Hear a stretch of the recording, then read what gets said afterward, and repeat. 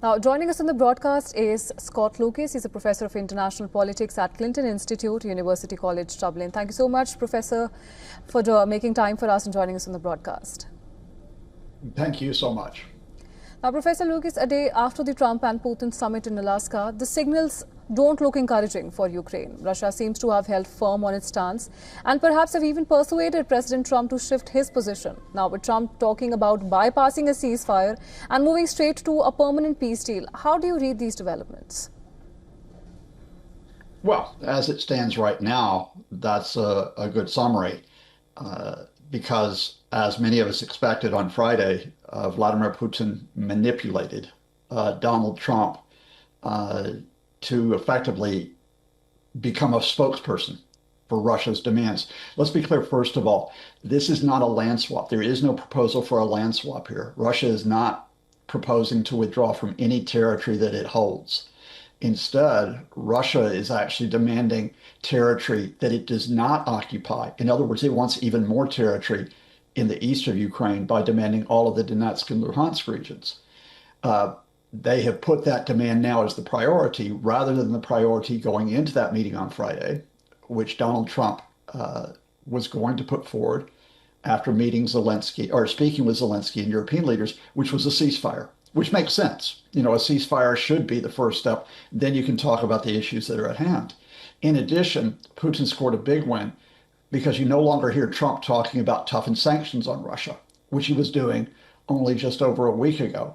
And those sanctions, of course, would also include Russia's largest customers, China and India. So yeah, Vladimir Putin, in a way, put Donald Trump back into his pocket, at least for now.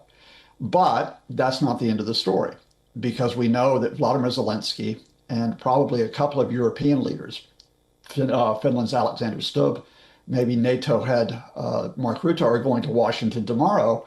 And Trump notoriously listens to the last person in the room. So he could come out of that meeting with Zelensky and the Europeans tomorrow and come out with a different position and say, well, maybe a ceasefire is the priority. Maybe we need to get back to that.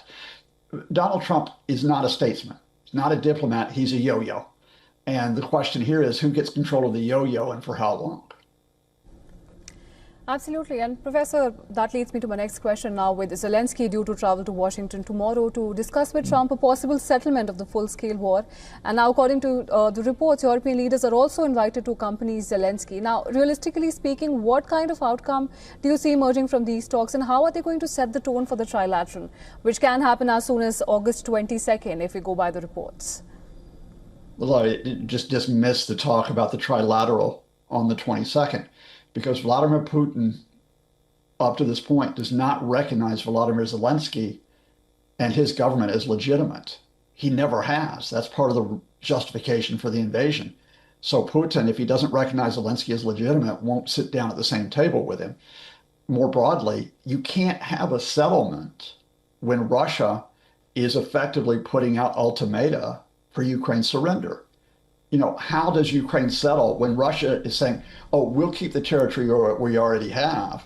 You need to recognize that. And we're going to make you withdraw from territory that you control, and we'll take that as well. That's not a settlement. That's a demand for Ukraine's capitulation. So realistically, we are back in the position where we were at the start of this year with the Trump administration coming in, which is Russia's going to continue the invasion. It's going to continue the ground attacks, which are making very limited advances. It's going to continue the air attacks killing Ukraine civilians. And the question here is, as it was at the start of this year, is will the Trump administration negotiate with Russia and impose a settlement on Ukraine? And if Ukraine refuses that settlement, in other words, the Russia ultimatum to surrender, will the Trump administration again cut off military assistance and support for Kyiv?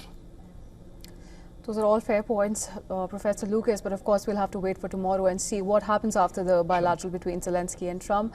But for now, thank you so much for joining us on the broadcast and sharing your perspective with us. Thanks to you and all your great viewers.